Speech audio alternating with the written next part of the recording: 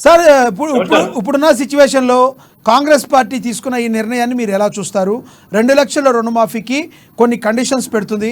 ఆ కండిషన్స్ కూడా మీకు తెలుసు. కట్ ఆఫ్ ది డేట్ని డిసెంబర్ 9 వరకు పెట్టారు. 2019 ఏప్రిల్ 1 నుంచి 2023 డిసెంబర్ 9 వరకు కట్ ఆఫ్ ది డేట్ ఉంది. అసలు వడ్డీ కలిపి 2 లక్షల వరకు మాత్రమే ఇస్తానని చెప్తున్నారు. అదేవిధంగా భార్య భర్తలు వాళ్ళల్లో ఎవరున్నా కూడా అందరికీ కలిపి మాత్రమే 2 లక్షలు ఇస్తారు. వేరు వేరు బ్యాంకుల్లో కూడా రుణాలు తీసుకున్నా కూడా అవి కుదరవు. ఇవన్నీ కూడా ఒక మ్యాండేటరీగా ఉండి అసలైన రైతులకు మాత్రమే మేము 2 లక్షలు ఇస్తున్నాము, రుణమాఫీ చేస్తున్నామని చెప్తున్నారు. మీరు ఎలా రియాక్ట్ అవుతారు? అబద్ధపు మొత్తం మీద కాంగ్రెస్ ప్రభుత్వము అబద్ధాలు మాట్లాడి అధికారంలోకి వచ్చింది అనే ఒక స్పష్టత ప్రజలకు తెలిసిపోయింది. ఇదే ముఖ్యమంత్రి ఎన్నికల ప్రచారం టైంలో ఆయన ఎమ్మెల్యే ఎలక్షన్స్ అయిన టైంలో పోండి మీరు ఈ బ్యాంకు పోని ఇప్పుడే పోని బ్యాంకుకి పోయి 2 లక్షలు లోన్ తెచ్చుకొని రేపు ఫస్ట్కి నేను అధికారంలోకి వస్తా, అధికారంలో రాగానే ఆ 2 లక్షలు మాఫ్ చేస్తాడు. అంటే అడ్డగోలిగా ఏడ కూడా అమలుకు యోగ్యం కానీ ఆ వాగ్దానాలు చేసి ప్రజలను మోసం చేసి ముఖ్యమంత్రి గద్దెను ఎక్కిందనే విషయము ప్రజలందరూ గ్రహిస్తున్నారు. ఎన్ని మాటలండి, ఎన్ని అబద్ధపు మాటలు, అసలు ఆచరణ యోగ్యం లేని మాటలు మాట్లాడి ఈరోజు ప్రజల మీద భారం వేసే ప్రయత్నం చేస్తూ ప్రజల మీద నలవంచన చేస్తున్న ఒక ప్రభుత్వం ఏదైనా ఉందంటే కాంగ్రెస్ ప్రభుత్వం. తర్వాత మళ్ళీ ఎంపీ ఎలక్షన్స్ వచ్చినాయి. ఎంపీ ఎలక్షన్ల ప్రచారం ఏ రకంగా చేసాడు ముఖ్యమంత్రి? ఆయన అంటాడు ఈ ఎంపీ ఎలక్షన్లు కనుక కేంద్రంలో మేము అధికారంలోకి వస్తే ఎంపీలు పూర్తిగా గెలుస్తేనే మేమేమైతే వాగ్దానాలు చేసినామో అవి ఈయన అమలు చేసడానికి సాధ్యపడుతుంది అంటాడు. మరి అప్పుడు ఎమ్మెల్యే ఎలక్షన్లు అప్పుడు అవి మర్చిపోయిందా? అవి తెలియదు ఆయనకి?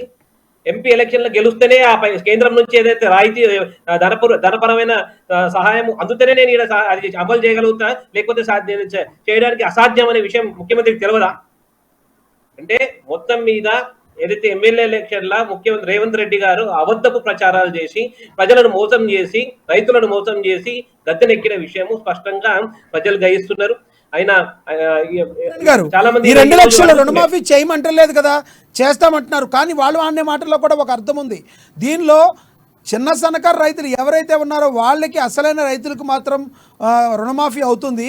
వేలకు ఎకరాలు ఉండి మరి నిజంగా పెద్ద పెద్ద భూస్వాములుగా ఉన్నవాళ్ళు కానీ లేదంటే ఎవరైతే అంతకు ముందు కొన్ని రుణాలని ఎగ్గొట్టిన వాళ్ళు కానీ ఎవరైతే ఉన్నారో వాళ్ళని మాత్రం సైడ్కి పెడుతున్నారు. మిగతా వాళ్ళందరికీ కూడా 2 లక్షల రుణమాఫీ ఏ విధంగా చేస్తామని చెప్పారో అది కంపల్సరీ చేస్తామని చెప్తున్నారుగా, దానికోసమే అడుగులేస్తున్నారు. దాన్ని స్వాగతించాలి కదా. వాళ్ళు ఏదైతే 2 లక్షల రుణమాఫీ చేస్తా అని ఏదైతే స్టాండ్కి వచ్చినారో అది కూడా అమలు చేయడానికి అసాధ్యము. ఎందుకంటే ఇప్పుడు ఉన్న తెలంగాణ ఉన్న ఆర్థిక పరిస్థితులు ఆ రకమైన రాయితీలు ఇచ్చి రైతులను కాపాడుకునే పరిస్థితే లేదు. అట్లానే రైతులు వదిలేయలేరు కదండి, తెలుసు రైతులు వదిలేయలేరు. అంటే ఈ సందర్భంగా ముఖ్యమంత్రి గారిని మేము ఏమేమంటున్నామంటే వాళ్ళు ఏదైతే వాగ్దానాలు చేసి అధికారంలోకి వచ్చిండ్రో అవన్నీ కూడా ఒక ప్రతిపక్ష పార్టీగా మేమందరం కూడా ముఖ్యమంత్రి భుజాల నుంచి ఆయనని అమలు చేసేటట్టు కూడా మేము పోరాటం చేస్తాం. అప్పుడు సిచ్యువేషన్ పరిస్థితి బాగాలేదు, అంత బడ్జెట్ లేదని మీరే చెప్తున్నారు. మళ్ళీ వాళ్ళ మెడలు వంచి చేయించేటట్టు మేము చేస్తామంటున్నారు. ఇప్పుడు 2-4 దూరంగా ప్రజలను ఎందుకు మోసం చేసి అబద్ధ ప్రచారం చేసి మరి ఎందుకు గద్దెనెక్కిండు? అదేదో స్పష్టంగా అప్పుడు ప్రచారం సమయంలో రైతుల గురించి ఎవరైనా మాట్లాడచ్చు, బీజేపీ వాళ్ళు మాట్లాడినా కూడా అది హాస్యాస్పదంగా ఉంటుంది.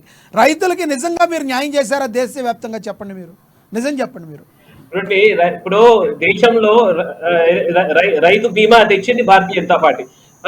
మీరు అన్నట్టు ఇతర సోదరుడు అన్నట్టు ఏదైతే రైతుపరమైన చట్టాలు వచ్చి మళ్ళీ ఉపశమనం ఏదైతే జరిగిందో కొన్ని పరిస్థితుల్లో కానీ రాష్ట్రాలతో అది వ్యతిరేకించడం వల్ల అది విత్డ్రా చేసుకోవాల్సిన అవసరం వచ్చింది. కానీ అంతేగాని దేశం నలుమూలలో కూడా ఈ రోజు మొదటిసారి రైతు బీమా అనే ఒక స్కీమ్ ని తీసుకొచ్చిన ఏకైక పార్టీ భారతీయ జనతా పార్టీ.